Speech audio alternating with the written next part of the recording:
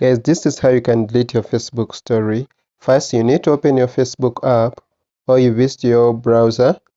Then you'll have to click on the story, your story. Then you'll have to click on the three dots. Then here there is delete video. Here there is delete video. You click there. Then if you want to remove this video from your story without losing it, you can cancel and achieve it instead.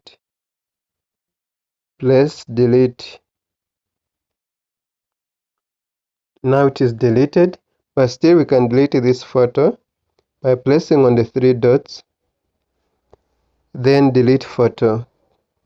Click on delete photo, then click delete. Now my stories are deleted. Thanks for watching. Subscribe for more videos.